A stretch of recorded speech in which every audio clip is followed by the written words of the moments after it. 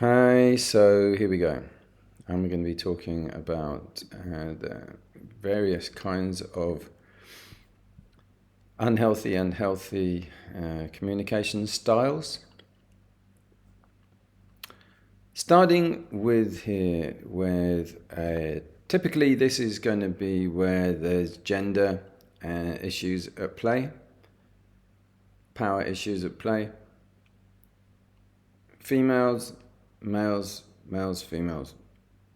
Toxic meaning unhealthy, unhealthy meaning toxic, means the same thing more or less. But unhealthy criticisms and toxic responses, and then their healthier counterparts. In this situation, the tone in any kind of situation here becomes confrontational. So, here's an example of a little bite-sized chunk of a discussion. Why do you people always defend these oppressive traditions? So this would be a critic of, say, Buddhism or Christianity or Catholic Church or Islam. Why do you people always defend these oppressive traditions? And then a kind of toxic comeback. Why are you getting so worked up? It's not that serious. Say it again.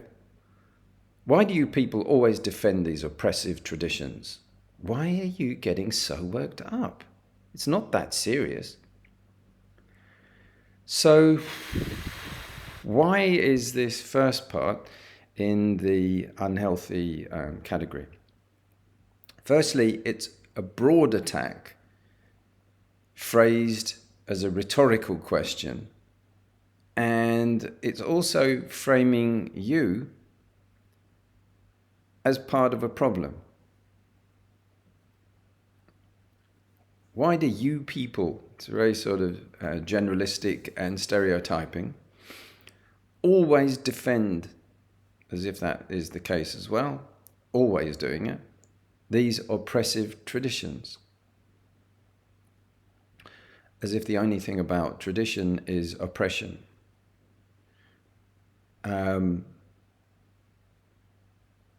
So there's quite a lot going on within that. It's not it looks like a question because it's got why on the front and question mark at the end, but they don't want an answer to that. They want to state an opinion, actually. That you could just take off the why on the front and the question mark and say, you people always defend oppressive traditions. Always. Categorically. As if the people don't have an intelligent and nuanced take, that sometimes they criticize traditions and sometimes they support things. And that tradition itself is oppressive in a way. That's kind of implied there, isn't it? It also puts the person on the back foot. You always defend. It's like, defend.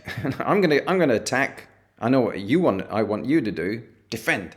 So it's creating. It's going in with an antagonism pre-built in, and that's why it's unhealthy. Not because there isn't some validity within the idea that many traditions have oppression going on in them. That's clearly the case. That's not what's being brought into question here. It's just the manner of bringing up and presenting issues that's really the case. That when you do it in this way, you evoke an attack response. You've been the person on the other side is being personally attacked and being framed. They're being framed as part of a problem. Yes, there could be those problems going on over there by those people, but this person over here is suddenly being framed as a representative of them unfairly. All right, so why are you getting so worked up? It's not that serious. So it's dismissive. It's not that serious. It's patting them on the head. It's patronizing. It's like not taking their feelings seriously, which are clearly they're riled up. Why do you people always defend? So they've got this real valid concern, oppression by tradition, within traditional structures. That's a valid concern.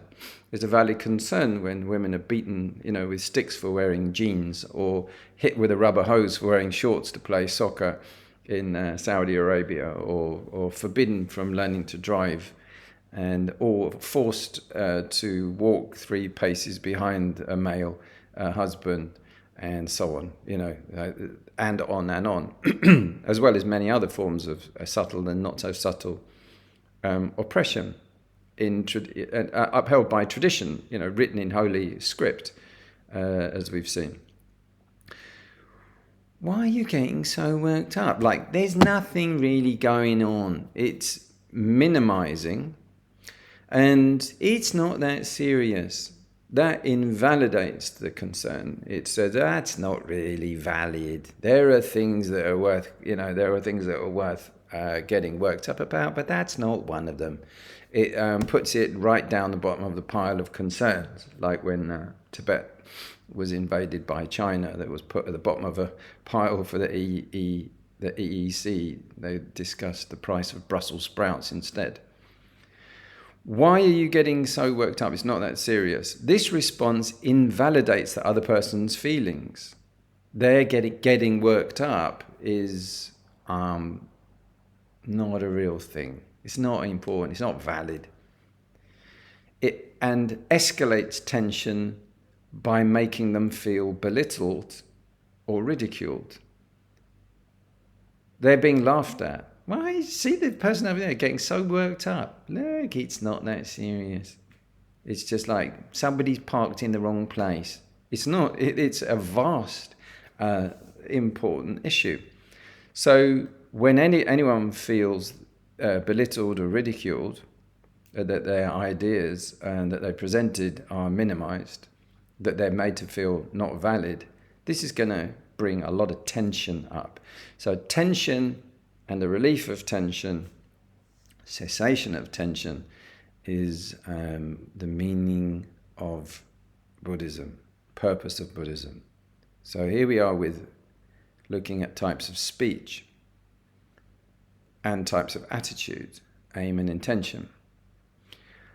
Okay, let's look at a healthier response than that. Why are you getting so worked up? It's not that serious.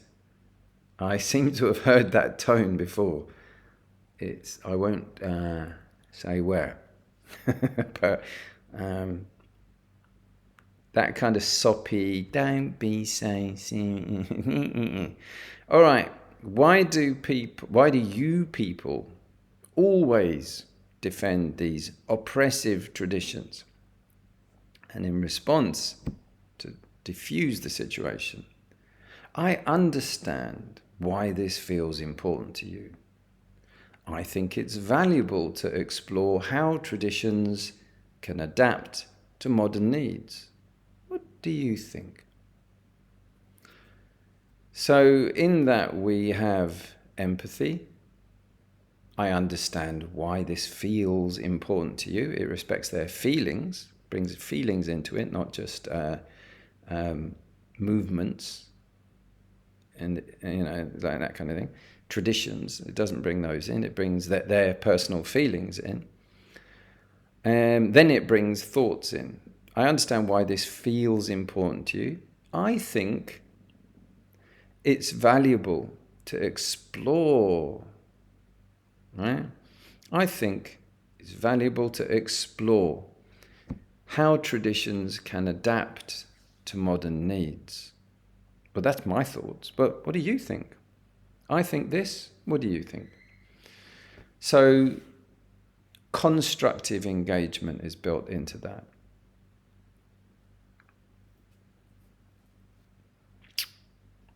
Good. I think that's clear. So just a reminder, so this came under the tone becoming confrontational. When it comes confrontational, the confrontation can escalate or de-escalate. So you see how by the healthier response, we get de-escalation. So the personal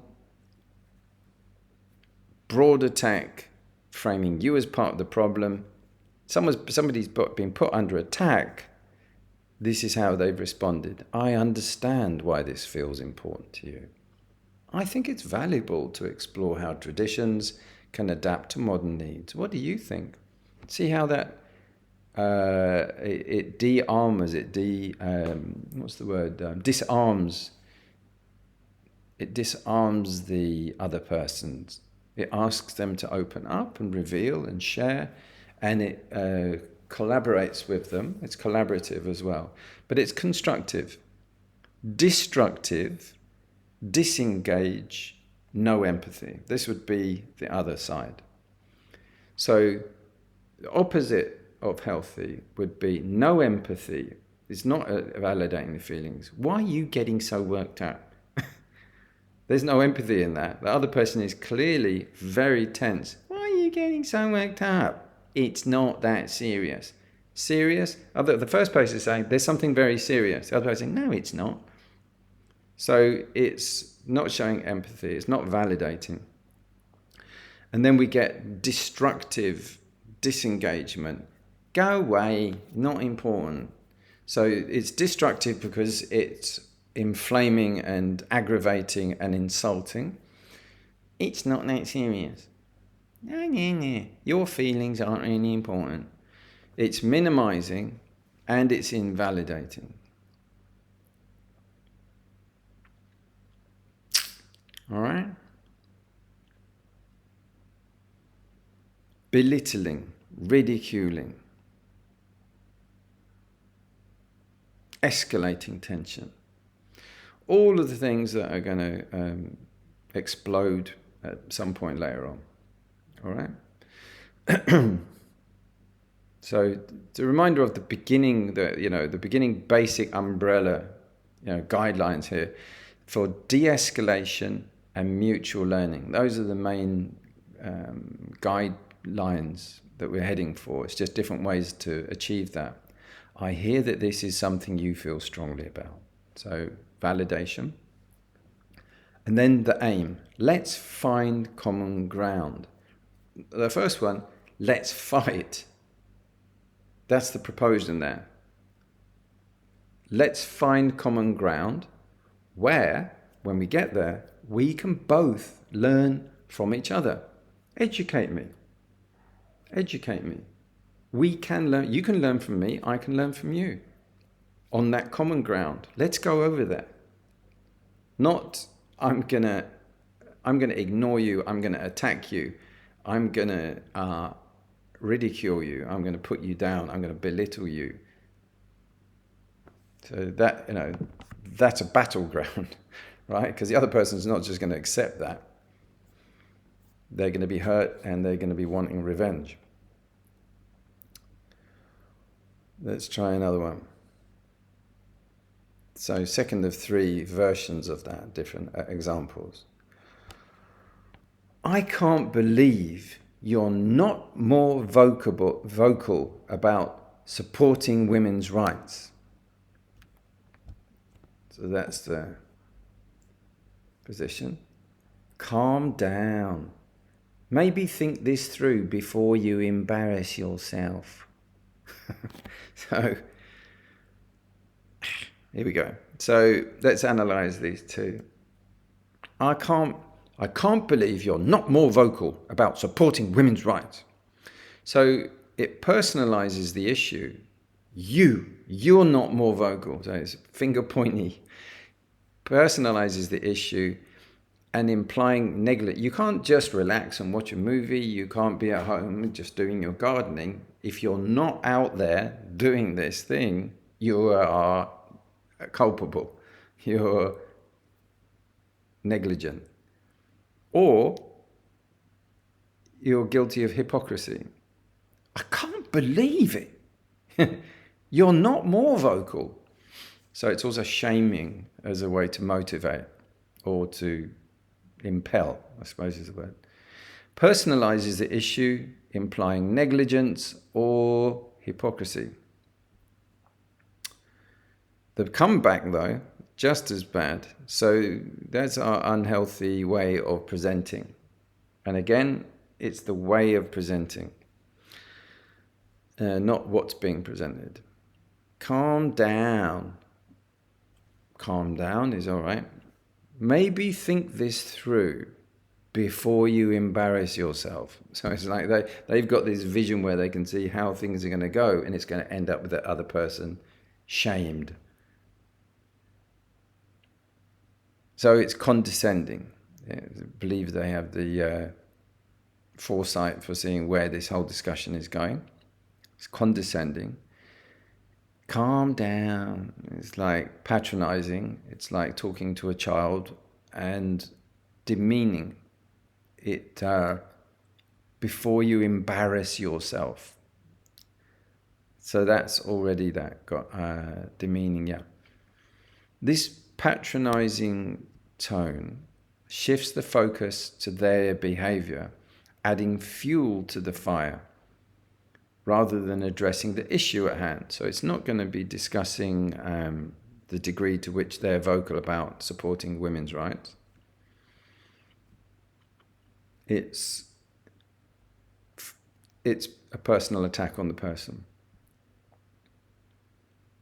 Okay, so it's taking this condescending, patronizing and demeaning tactic. Let's hear it when it comes back with a healthy response. I can't believe you're not more vocal about supporting women's rights. So, advocating for women's rights is essential. My approach might differ, but I'd love to hear your thoughts on effective advocacy.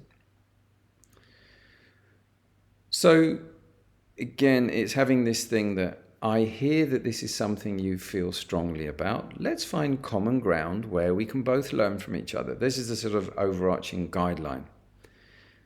Advocating for women's rights is essential. So it's agreeing with them in principle. My approach might differ. It's acknowledging there's more than one ways to do this. But I'd love to hear your thoughts on effective advocacy. This person's clearly got ideas about not only the need and the duty for advocacy, but ways to do it as well. So it has acknowledgement. Advocating for women's rights is essential. Acknowledgement is there. And focused dialogue is there too. The focus there is, I want to hear your thoughts on what? On effective advocacy. Go on. So it lines it up what we're going to discuss, not just random. Whereas the initial attack is, the accusation is pretty random. It doesn't really go somewhere so much as make a personal, explosion. Like, why are you not doing it? It's I can't believe you're not more vocal. Be more vocal. It doesn't sort of say like which bit of why, where, when, and whatever, I can't believe you're not more vocal about supporting women's rights. What have you been doing? So it's all right. Okay, I think we can move on from that one. That's a third example in that category. It's people like you who allow inequality to continue. There's the unhealthy criticism. You don't want to start this with me. You won't like where it goes, and it won't end well for you. All right. So kind of recognizable. It's people like you who allow inequality to continue. It has an accusatory tone that shifts responsibility to you, creating a defensive dynamic.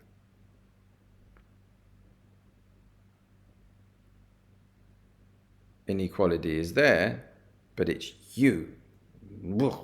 It's not saying those organizations, those people, that policy or something. It's putting it right on you. Blame is in there, and it's shifting where the focus goes right on the person. It's people like you. So it's kind of stereotyping, typifying, and this general problem is all the blame for that is put right on the personal individual. And therefore, it's definitely going to create a defensive dynamic. And people who are attacked like that,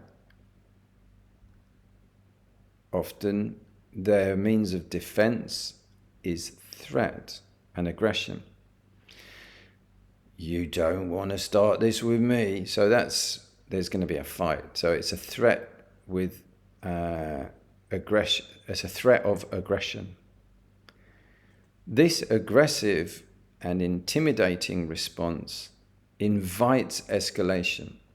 This won't end well. It's escalating. This aggressive and intimidating response invites escalation and positions the conversation as a battle, eliminating any opportunity for resolution. So it's going into disintegration. It's going into conflict. It's going into division instead of integration, unity, and harmony.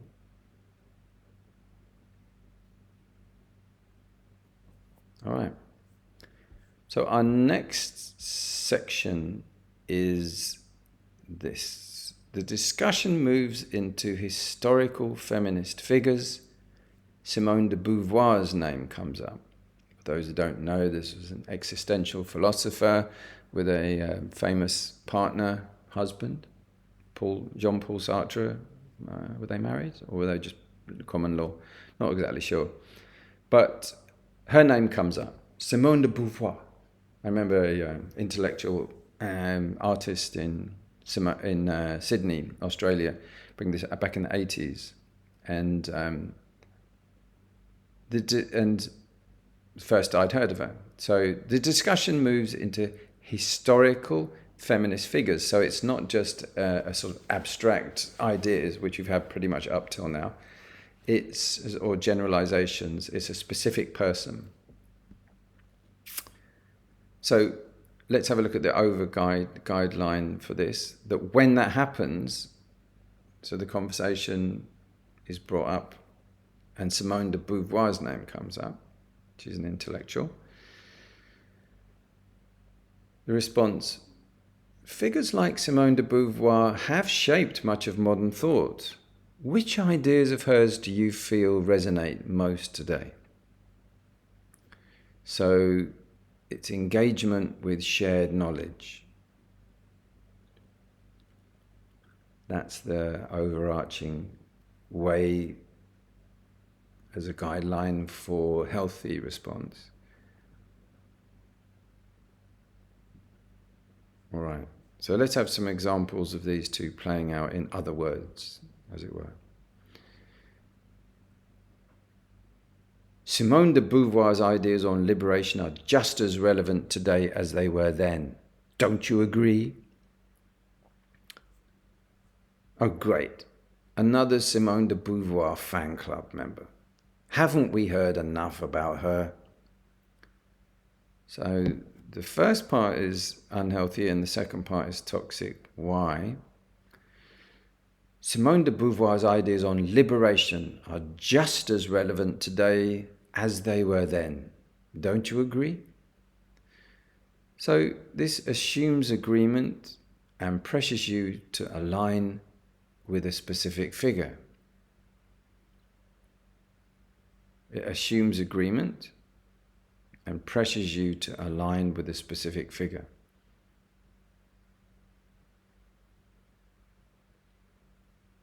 This is a rhetorical question. Don't you agree? You have to agree. It sounds more like you have to agree. All about her ideas being just as relevant today as they were then. All of them. All of the ideas, all relevant right now. So it's not specific, and it pressures you to align with all of her ideas as well. So the response, oh, great. So sarcastic tone, dismissive, another Simone de Beauvoir fan club. Haven't we heard enough about her? It's like, go away. It's batting away the idea. So it's dismissive and it's sarcastic. This response belittles the significance of the topic and dismisses the other person's interest or the other person's knowledge, and it's shutting down meaningful dialogue. Let's have a look at a healthier version of that. Simone de Beauvoir's ideas on liberation are just as relevant today as they were then. Don't you agree?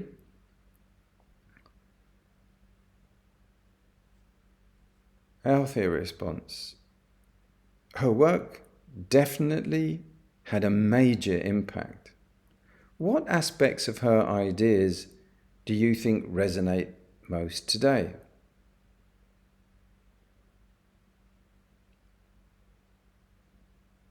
So we've got engagement. What aspects of her ideas? Tell me about your mind. Tell me about your, what ideas have you got going on that you've seen that have done something in there? It's engaging. And then the shared knowledge. Her work definitely had a major impact. I've read Simone de Beauvoir, I understand what you're talking about. I agree. Definitely had a major impact. I agree. It's very positive. The other one, dismissive, negative, and sarcasm, negative. So you had the negative kickoff. Simone de Beauvoir's ideas on liberation are just as relevant today as they were then. Don't you agree? Poof, it puts you have to agree. There's no, what do you think about that? It's forcing.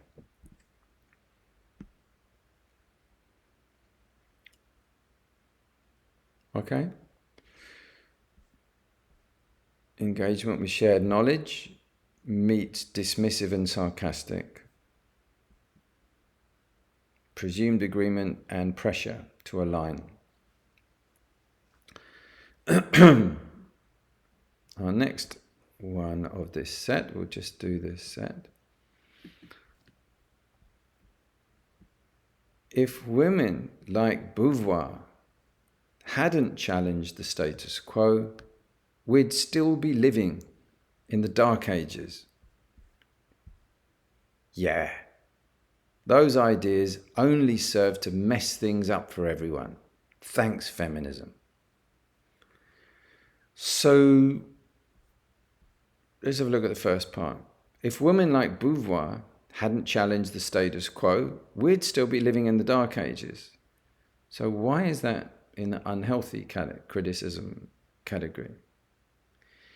Well, it uses historical figures to invalidate opposing views, creating a rhetorical trap.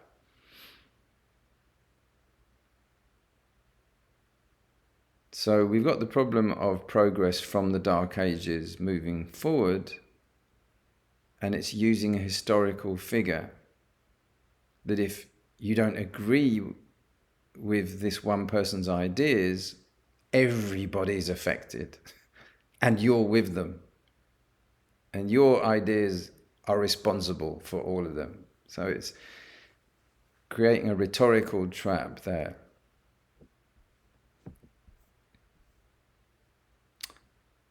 This way of retorting is toxic. Why? Because it's aggressive, it's cynical, and antagonistic. This response is overtly hostile. Yeah, there it goes, straight away. Those ideas only serve to mess things up more for everyone. Thanks, feminism. Sarcasm is in there. This response is overtly hostile and invites confrontation. framing the topic as inherently negative and divisive. That's the reason for it's toxic. Instead of, if women like Beauvoir hadn't challenged the status quo, we'd still be living in the Dark Ages. She certainly pushed boundaries.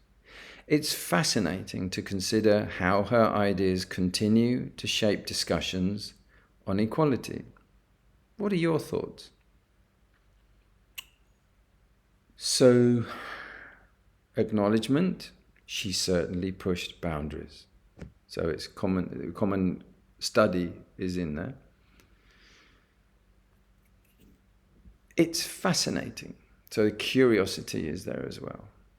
How her ideas continue to shape discussions on equality. Again, acknowledgement of the subject. What are your thoughts? Constructive exploration. It's like collaboration and curiosity. Yeah. All right, and then one last one, and then we'll pause.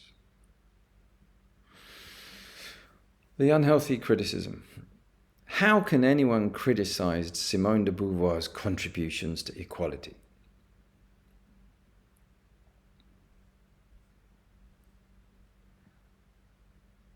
Toxic response. Why is it always about them? What about all the men who contributed but never get mentioned? So what's wrong with, or what's unhealthy about these?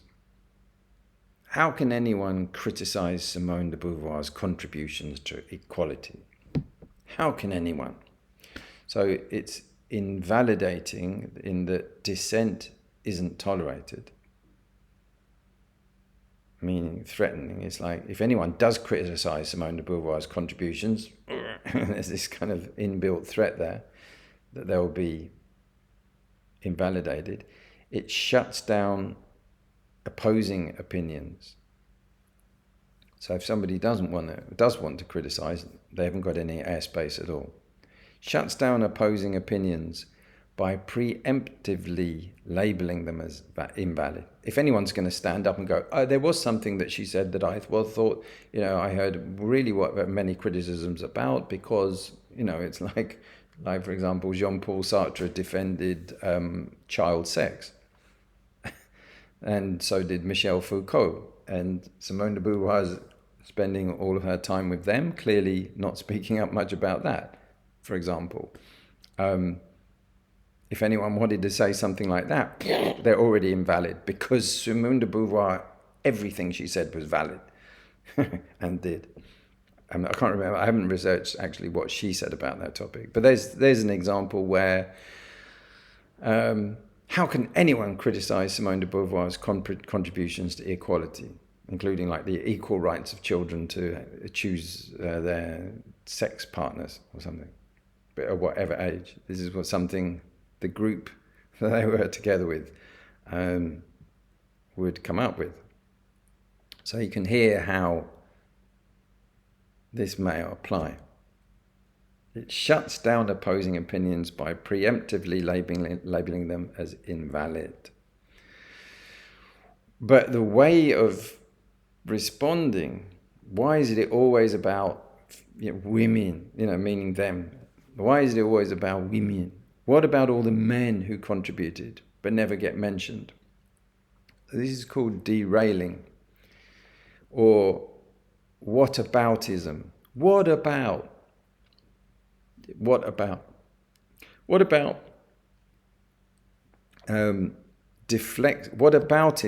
it's called, and whataboutism deflects criticism by shifting focus to unrelated issues, often with what about X? What about climate change then? What about slavery? So we were discussing this, suddenly it's moved over there.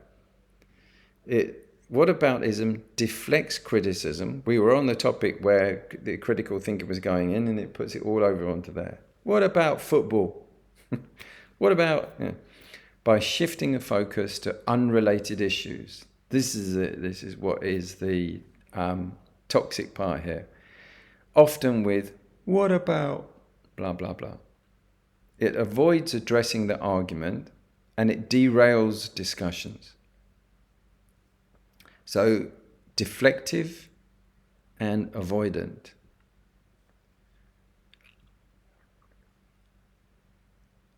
This shifts the focus away from the discussion.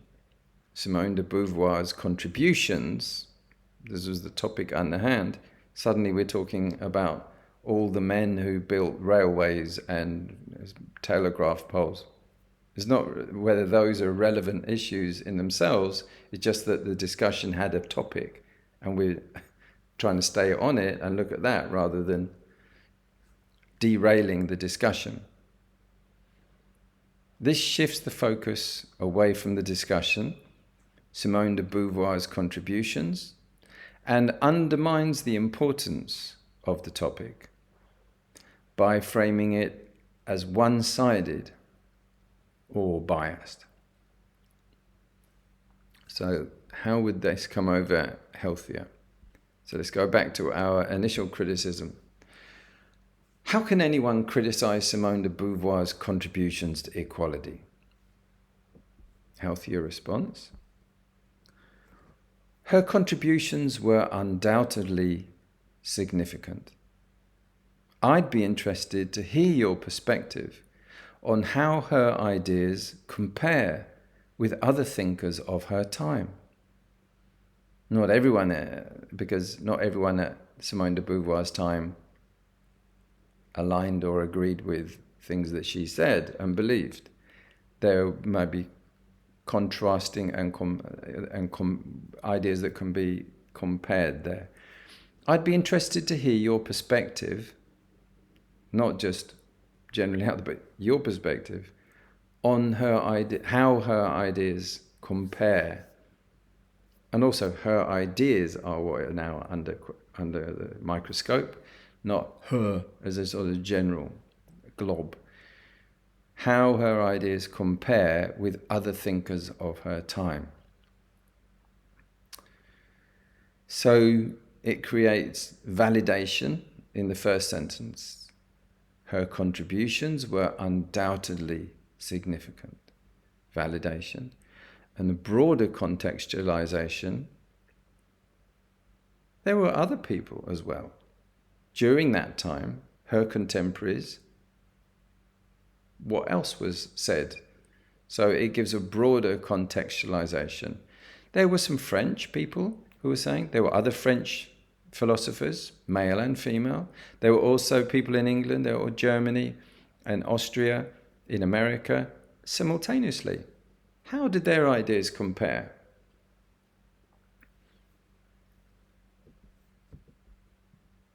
All right? So that comes under this heading of the discussion moving into historical feminist figures. Simone de Beauvoir's name comes up, and the kind of healthy tone of response, it has engagement with shared knowledge. In this tone, figures like Simone de Beauvoir have shaped much of modern thought, validating. Which ideas of hers do you feel resonate most today? Okay, so this has been a very interesting and useful discussion, I find. Healthy and toxic responses. So it's roughly under the area of communication skills. Maybe behavioral psychology is in there. Conflict resolution is in there. And quite a number of other topics. But if we can see channels for the way that we can avoid conflict or identify unhealthy and toxic both criticisms and responses, we can see how communication and understanding can get enhanced and avoid roadblocks and rabbit holes of conflict and division and alienation, and with the kind of problems that come along with that, including communication breakdown, isolation, and misunderstandings, and lack of resolution that comes along with it. Thanks very much. This is a personally initiated topic that I just happen to do. I've run up against this all my life, from home, family, work, place, institutions, and individuals, interpersonal, social, friends, partners, and all my life. So I devised it just by out of meditation. And as a monk, you're dwelling on the Four Noble Truths. We're dwelling on, we're looking at suffering and the causes of suffering. This is an enormous one. You can't go anywhere in the world without it happening to impinge one way or the other. And so I found it necessary as part of my path and spiritual progress to tackle it. And then having tackled it, purely to sift out, and I devised this format of having a topic and then looking at unhealthy criticism, toxic response, healthier response. This is how that started, and I evolved that. I also worked a lot with AI through putting the problem in and asking it to generate 3 different examples. And then once having done that, modifying it and then moving on. And then similarly producing a 3-fold or 4-fold later on, and getting more detail about what constitutes toxic and unhealthy communication styles, and healthy and healthy criticism, healthier responses. And I've found it something that I've personally benefited from understanding better. How we internalize that is a whole other issue. And for me, I've spent a lot of time clearly sort of investigating this, and I'll continue to do so.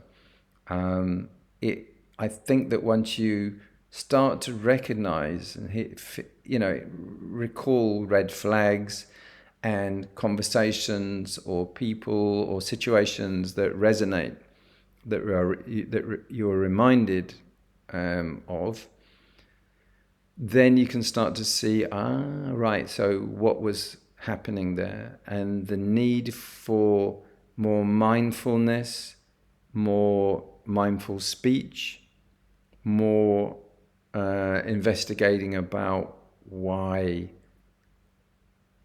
conflict may have arisen, and sometimes how we ourselves are antagonizing a situation or situations or people or relationships, and how they are getting into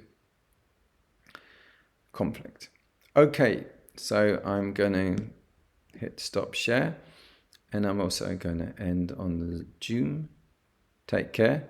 Thanks very much for following through these studies.